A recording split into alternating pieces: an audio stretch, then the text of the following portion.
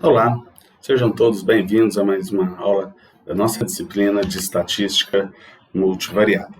Muito bem, nós fizemos nas últimas aulas aí nossa introdução dos nossos conceitos, fizemos uma revisão da parte matricial, falamos da distribuição normal e hoje, com essa aula, nós vamos começar a nossa primeira técnica de análise multivariada, chamada de análise de componentes principais. Ok? Então, análise de componentes principais, ela vem resolver um problema que acontece em diversas situações em que nós temos algumas dezenas até centenas de variáveis para serem analisadas. E essas variáveis, elas têm uma relação entre elas. Elas são, de certa forma, correlacionadas.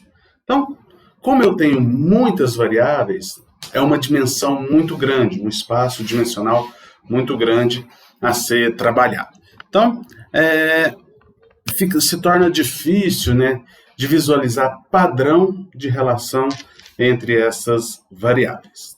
Então, esse é o contexto que nós temos. Então, a análise de componentes principais, ela vai buscar fazer o quê? Resumir a informação para expressar esses dados que nós temos. Ou seja, eu quero sair de uma dimensão muito grande, por exemplo, se eu estiver trabalhando com 10 variáveis, eu quero sair de um conjunto de dados de uma dimensão 10, por fato de ter 10 variáveis, e eu quero reduzir, por exemplo, para 2 variáveis, que aí fica muito mais fácil. De tal forma que essas 2 variáveis, essa dimensão 2, me explique a maior quantidade de informação das 10, tá bom? Lógico que eu tenho que buscar algo que seja, de certa forma, que responda de uma forma plausível, né? Uma quantidade de informação considerável. Por exemplo, tem alguns problemas, né, que eles medem a necessidade de cognição das pessoas, né, e aí uma situação é a redução da dimensão, ou seja,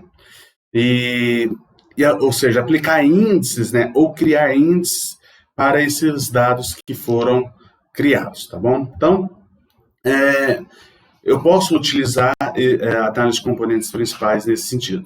Os pesquisadores também utilizam muito a questão, nessas situações, né, de dados de cognição, eles têm que perguntar muitas coisas. Eu não vou fazer uma pergunta, 2 perguntas, e vou conseguir detectar que tipo de cognição, que tipo de necessidade que a pessoa tem, tá bom?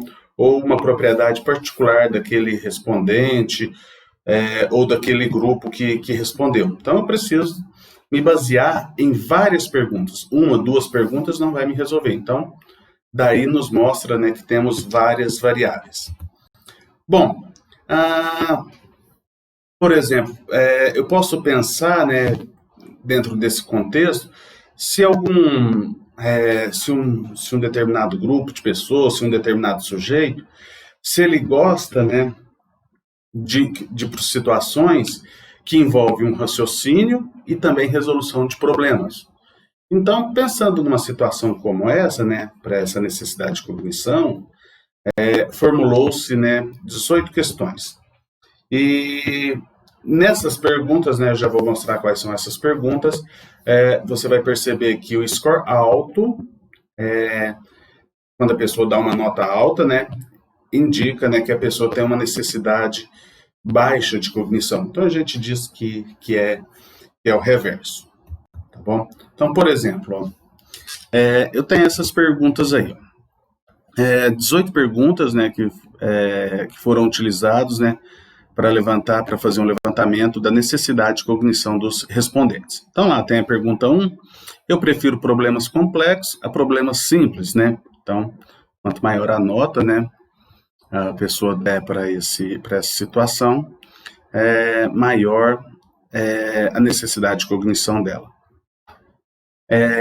No caso aí da questão 3, se você olhar, raciocinar não é minha ideia de diversão, então é algo reverso, né? Então, quanto maior a nota, né, o conceito que ele der para essa questão 3, menor, né, a necessidade dela de de cognição. Então, aí você tem, né, várias perguntas aí que foram feitas, né? Então, esse é o levantamento de dados. Então, são 18 perguntas, né? Então, imagina você trabalhar com um problema de dimensão 18 e você olhar para o indivíduo ou para um grupo, né? E ver o que está acontecendo com aquele grupo ali quanto a essa necessidade. E aí poderíamos, aqui é um exemplo, né? Poderia ser vários outros tipos de situação, de variáveis serem entrevistadas. Aí, ó, nós temos para aqueles dados, né? Ele foi uma pesquisa que foi feita em 1984, né? Tá embaixo aí a fonte, né? Desses autores, com os dados que eles fizeram numa amostra baseada em 201 pessoas, tinha aí, ó, essa matriz de correlação. Então você tem correlação entre as variáveis, né? E veja que você olhar para uma matriz de correlação desses elementos, fica muito difícil. Fica você extrair um padrão. Então, porque, por exemplo, você olha para a questão 1, você olha o que 1 está correlacionado. E depois você juntar todas, o que questão 2 está correlacionado, questão 3, questão 4. Então, depois você juntar tudo isso, no final das contas, se torna, né, muito difícil, tá bom? Então, criar um índice, né, não é só uma forma, né, de você criar algo mais simples de você interpretar, mas também é o mais confiável, porque com esse índice você vai estar relacionando, pegando variáveis que estão correlacionadas entre si e vendo como é que esses grupos, né, tem um ou dois mais grupos, se relacionam, né, de uma maneira geral, tá bom? Então, criar um índice num caso desse vai te ajudar bastante. Tem algumas formas, né, para isso, né? Eu poderia simplesmente somar o score, né, fazer uma combinação linear. Então, quanto maior, né, for o score dessa pessoa, maior a necessidade dela, né? Então, essa seria a forma mais simples. Só que lembrando que aquelas que têm o score reverso, né, eu tenho que subtraí-las, né, para ficar um pouquinho mais fácil. Então, essa seria a abordagem mais simples que temos, né? Uma outra abordagem, né, seria fazer uma combinação linear, né? E aí, para fazer uma combinação linear, eu tenho pesos, tenho que criar pesos para essas variáveis, tá? Para cada uma das variáveis, e então colocá-las numa combinação. Por exemplo, eu posso criar um índice, ó, que eu gere através dessa combinação linear. 0,25 vezes o valor da questão 1, mais 0,30 valor da questão 2, menos 0,253 da questão 3, menos 0,275 da questão 4. Então, eu vou somando multiplicando o valor de cada questão, o resultado da nota de cada questão, por esse índice, e depois eu junto tudo, né, para formular o índice que nós queremos. Então, veja que é uma situação. Então, a análise de componentes principais, o que ela busca é isso, tá bom? É fazer uma combinação linear das variáveis. Bom, então, esse é o objetivo, né, principal da análise de componentes principais. Não simplesmente somar de uma maneira simples, mas criar pesos diferentes, né, para cada uma das variáveis, e de tal forma que eu vou ver que aquele índice, quais variáveis são mais importantes para aquele índice e quais variáveis são menos importantes para aquele índice, tá bom? Então, pensando um pouquinho aí mais, de forma mais matemática, né, mais numérica, seria isso daqui. Imagina que eu tenho um conjunto que eu tenho x1, x2 e x3. Eu tenho três variáveis. Eu quero criar um componente que seja A1, x1, mais A2, x2, mais A3, x3. Então, componentes principais é criar uma combinação linear como essa. Eu tenho as minhas variáveis originais, Então, eu quero encontrar coeficientes que sejam pesos para essas variáveis, né? E que gere um valor 2. Eu posso pensar num outro componente, né? Posso chamar aqui, por exemplo, de B1x1 mais B2x2 mais B3x3. Um outro componente, né? C1x1 mais C2x2 mais C3x3. Ok? Então, são componentes, né, que nós podemos estabelecer, podemos criar. Então, a ideia é encontrar esses pesos de cada variável para gerar as minhas combinações. Ok? Então, esse é o objetivo que nós temos aí com esses dados. Bom, então essa técnica aí que nós apresentamos, né, essa ideia, né, dessa técnica chamada de análise de componentes principais, é uma técnica bem antiga, tá? Ela já foi proposta em 1901 por Carl Pearson, né, mesmo coeficiente de correlação de Pearson, né? E o objetivo principal era explicar, né, a estrutura de variabilidade, de variância dos dados, né, através de combinação linear das variáveis originais, como nós apresentamos aí. Então, essas combinações lineares, né, elas têm um nome, são chamadas de componentes principais, e principalmente, a principal vantagem é que elas são não correlacionadas entre si. Por exemplo, né, voltando aqui na lousa, você tem lá o Y1, o Y2 e o Y3. Cada uma delas são combinações lineares, né, de Y1, de Y2 e de Y3. São independentes. Aqui, X1, X2, X3, existe dependência entre eles. Não necessariamente entre todas, né, mas existe alguma dependência entre eles. Mas Y1, Y2 e Y3 são independentes, né, entre si. Essa é a principal vantagem que nós temos aí. Bom, então, a variabilidade, né, desse vetor, né, composto de P variáveis originais que nós temos, vai ser aproximada por um outro vetor por K componentes principais. Aqui na lousa, nós mostramos, né, a situação para 3 variáveis. Okay? Y1, Y2 e Y3, mas nós não vamos nos aproximar para 3 variáveis, nós vamos buscar, né, reduzir essa quantidade. Ali eu tenho um exemplo de dimensão 3, eu quero reduzir, né, para uma outra dimensão, né, menor do que 3, tá bom? De tal forma que eu consiga manter por essa dimensão menor, por esse número K de componentes principais, a maior proporção de variabilidade explicada pelos meus componentes, tá bom? Então, essa é a nossa ideia aí.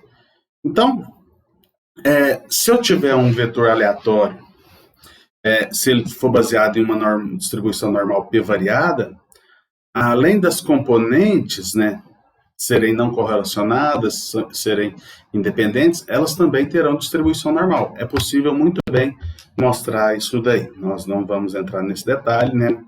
Mas é uma pressuposição ou um resultado importante aí. No modo geral, mesmo que os dados não tenham distribuição normal multivariada, isso não é um requisito. A grande vantagem de componentes principais é que independe da distribuição dos dados, tá bom? Então, nenhuma distribuição é pressuposto, né, para aplicar componentes ou para realizar análise de componentes principais.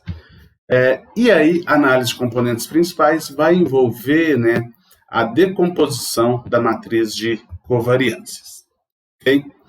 Então, como é que eu posso extrair as componentes principais, né, de uma matriz de covariância? Suponha que você tem um vetor aleatório X, tá, com P variáveis. Então, eu estou chamando aqui, ó, de X1, X2, XP. que associado a esse vetor, eu tenho um vetor de médias Mi1 até MiP, e uma matriz de variância e covariância dessas variáveis de dimensão P por P, tá bom? E também que eu tenho associado a essa matriz de variância e covariância os autovalores lambda1 até lambda-p ordenados, tá? Em ordem decrescente, e associado a esses autovalores, eu tenho os autovetores, que satisfazem algumas condições, alguns pressupostos. Ou seja, são ortogonais. Se eu pegar dois autovetores quaisquer aqui, diferentes, né? 1 e 2, 1 e 3, 1 e P, 2 e 3, 2 e P, o produto interno deles, né, é ortogonal, então são independentes. Cada um desses autovetores tem norma igual a 1, ou seja, se eu fizer o produto interno de um vetor por ele mesmo, é igual a 1. E além disso, se eu fizer sigma, né, vezes EI, qualquer um desses autovetores, vai ser igual ao lambda, ao respectivo lambda vezes o autovetor, né? Que é a ideia, né, que nós temos lá da decomposição, lá dos autovalores, né, e autovetores. Então, dentro de cada um desses EI, desses vetores aqui, ó, eu vou ter P elementos, tá bom? Então, aqui eu tenho vetores. Em cada um desses vetores, eu tenho P elementos, tá? P linhas. Então, esse é o resultado que nós temos. Então, considere que você tem agora um vetor aleatório Y,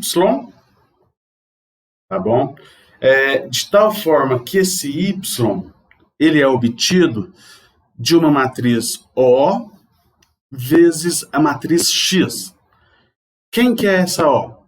É uma matriz de autovetores, tá? Normalizados provenientes da matriz sigma. Então, lembra que a matriz sigma é a matriz de variância e covariância das minhas variáveis originais, dos X. Quem que é o Y? O transposta vezes X. Quem que é X? É a minha matriz com as minhas amostras, tá? Com os meus elementos amostrais, tá? O meu vetor de... com o meu vetor de variável aleatória, tá bom? De tal forma que nessa matriz O, na primeira coluna, ó, é composto por quem? E1, ou seja, são as coordenadas, né? São os elementos do vetor E1 associado a lambda1. Aqui, E2, os elementos do vetor E2 associado a lambda2. E assim por diante, né, para cada um deles. Ok? Então, a esperança, se eu fizer a esperança desse vetor de médias aqui, ó, vai ser quem? Vai ser próprio o vetor O transposto Mi, né? Porque ó, o O transposto, matriz O, é uma constante, sai para fora da esperança. Esperança de X, né, é o vetor Mi. Covariância, aplicando aquelas propriedades covariâncias que a gente tem. Variância e covariância, ó. Covariância de Y vai ser o próprio lambda. Sabe que isso daqui tem uma característica importante, ó. Então veja o seguinte, o que é que isso daqui está mostrando para nós? Está mostrando o seguinte, ó. Quando eu faço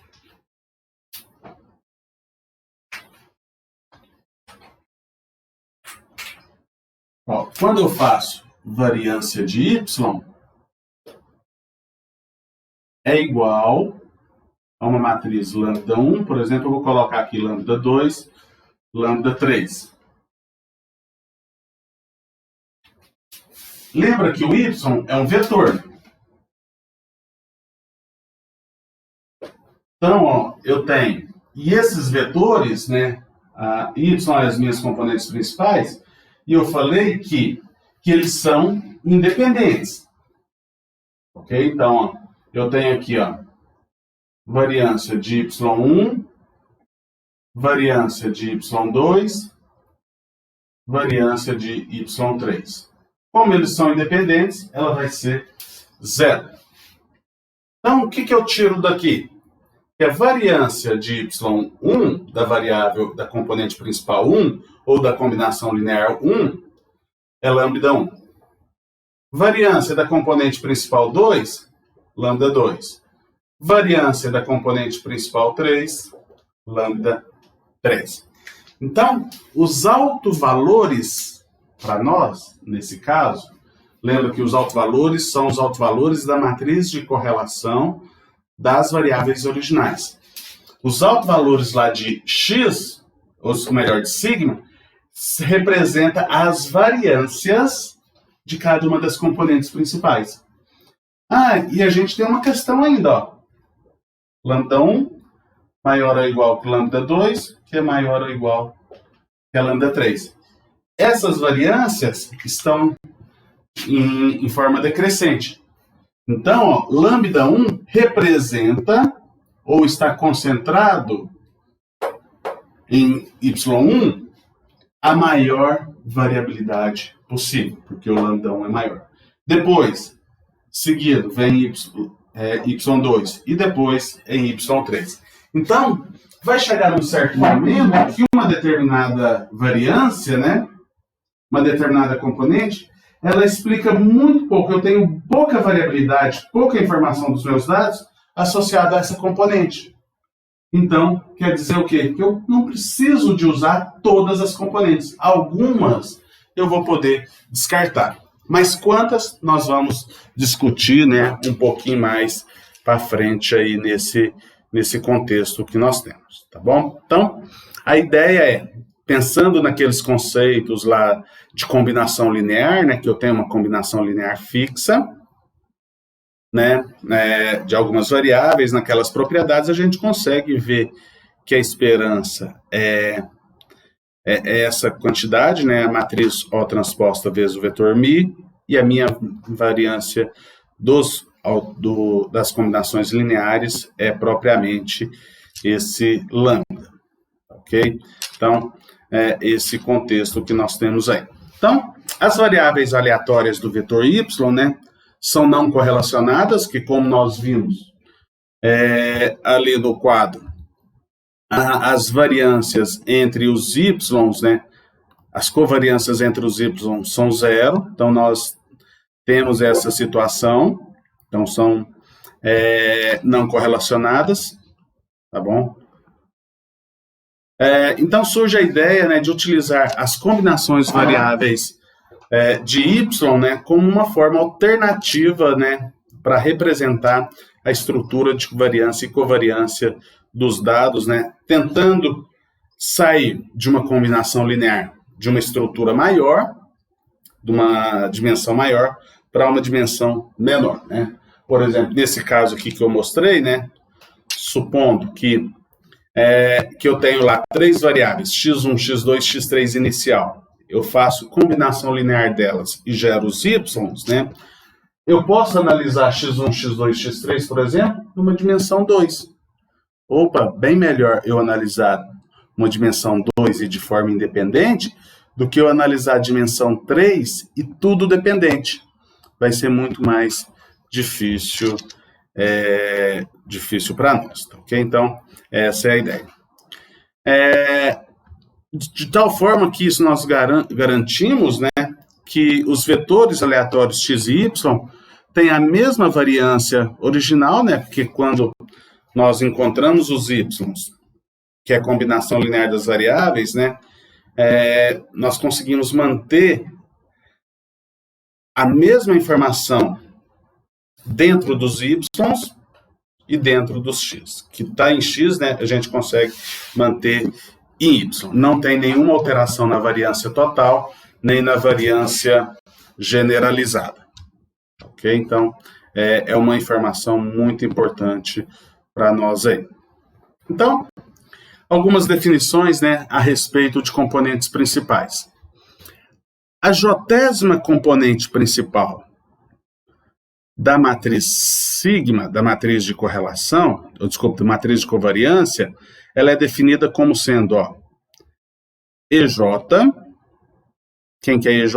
O autovetor associado ao jésimo autovalor, vezes o vetor x. Ou seja, né, quando eu encontro os autovalores associados a essa matriz, eu estou encontrando os coeficientes das minhas variáveis para gerar o meu componente principal, tá bom?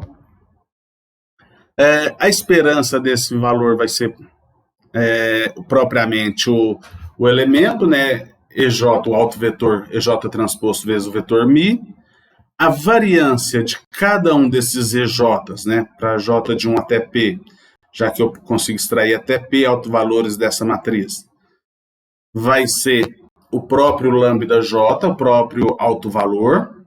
E, além disso, as covariâncias entre dois componentes principais, né, é igual a zero, indicando que eles são independentes, tá bom? E aí, aquela ideia, né, a primeira componente é a de maior variabilidade, a maior quantidade de informação vai estar concentrada na primeira componente, e a última componente, de menor autovalor, é que vai explicar, né, a menor quantidade possível de autovalores. Por que isso? Porque os autovalores, né, eles são colocados em ordem decrescente. Eu posso avaliar o quanto que eu tenho de cada informação dos meus dados, né, de quanto que eu tenho de cada parte, né, ou cada informação que é explicada por cada variável, e é definido, ou melhor, por cada componente, que é definido por isso daí, né, por essa razão. O quanto que eu tenho de variação explicada por um componente em relação à variação total. Ou, em outras palavras, né, basta eu pegar o autovalor da componente J, dividir pela soma de todos os autovalores. Isso quer dizer o quê? O quanto que aquela componente está explicando, né, da variação total. Tá bom? Então, veja, quanto maior esse valor, maior a variação explicada por aquele componente. Quanto menor esse valor, menor a variação explicada por aquele componente em questão. Eu posso fazer a soma acumulada, né, a proporção acumulada dos componentes, né? Eu quero saber o quanto que o primeiro e o segundo componente explica. Primeiro, o segundo e o terceiro. Então, eu vou somar. Eu quero saber quanto que o primeiro e o segundo componente explica. Então, eu vou fazer lambda 1 mais lambda 2 sobre a soma de todas as componentes. Eu quero saber o quanto que lambda 1, componente 1, 2 e 3, vou somar lambda 1, lambda 2, lambda 3, dividido pela soma de todos os componentes, né, de todos os autovalores. E assim por diante, né, nós podemos ir. Então, a ideia de componentes principais é não utilizar todas as componentes possíveis, porque tem algumas que vai mostrar o que vai aproximar os dados, tá bom? Ou não vai ter uma variabilidade muito grande explicada por ela. Ela simplesmente vai estar praticamente nula, né? Se o meu autovalor for praticamente zero, ou próximo de zero. Então, eu posso fazer o quê? Eu posso fazer uma aproximação. Lembra da decomposição espectral? Eu faço uma decomposição espectral da componente.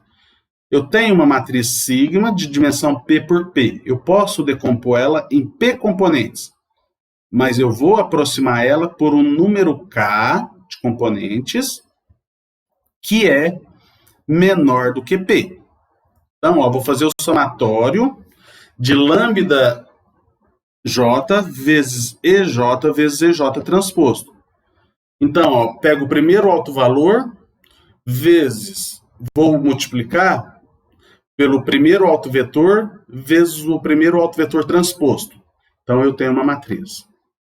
Mais o segundo autovalor vezes o segundo autovetor vezes o segundo autovetor transposto. Mais até onde que eu quero. Eu não quero pegar todas as componentes. Tá bom? Então, essa é a ideia, né, de fazer uma aproximação que eu tenha uma quantidade substancial, uma quantidade adequada de informação para os nossos dados, tá bom? Então, o objetivo da componentes principais nada mais, nada menos do que utilizar decomposição espectral, tá bom? Uma outra forma, né, de mostrar essa definição de componentes principais, né, eu considerar uma combinação linear desse tipo, eu quero determinar quem são esses autovalores, tá? Desculpa, quem são esses elementos? AI1, AI2, AIP. Então, para a componente principal do tipo J. Então, de tal forma que eu quero impor essa restrição que a variância desse y1i aqui, que eu quero encontrar esses valores, seja o máximo possível, tá bom? E que a covariância entre dois componentes quaisquer seja igual a zero. Então, veja que eu estou impondo duas restrições. Além disso, eu quero que a norma do vetor composto pelos coeficientes aqui, ó, desses coeficientes, que é um vetor, tenha norma igual a 1, tá bom? Então, eu imponho essas restrições. Quando eu colocar isso daí, eu resolver esse problema, eu vou verificar que esse vetor A, ele vai ter que ser igual ao autovetor EI da matriz de covariância. Bom, e a variância desse primeiro componente, do y1, vai ser igual ao lambda 1. Tá bom? Uma vez que eu fiz isso para o lambda 1, ou para o primeiro componente, eu vou fazer para o lambda 2, com as mesmas restrições. Eu vou verificar que esse A2, né, os coeficientes da segunda componente, que eu estou chamando de A2, vai ter que ser o E2 associado ao lambda 2. E ainda eu vou ter que a covariância entre Y1 e Y2, assim por diante. E aí, impondo essas soluções, né, eu vou resolvendo esses problemas, né, que os coeficientes da iésima componente vai ser o iésimo autovalor, o iésimo autovetor associado ao iésimo autovalor e que todos os componentes são independentes, tá bom? Então, essa é a ideia que nós temos, né, de gerar as componentes principais. Então, segue agora mesmo, no próximo passo aí, uma ilustração do que nós fazemos, né, quando nós temos as componentes principais. A ideia é criar um novo sistema ou uma nova representação de sistemas de coordenadas. É projetado dentro de um outro sistema.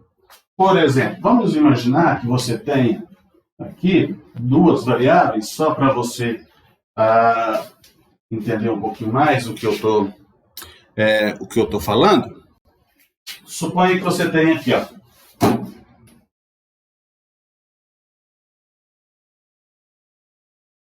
x1, x2. Então você tem lá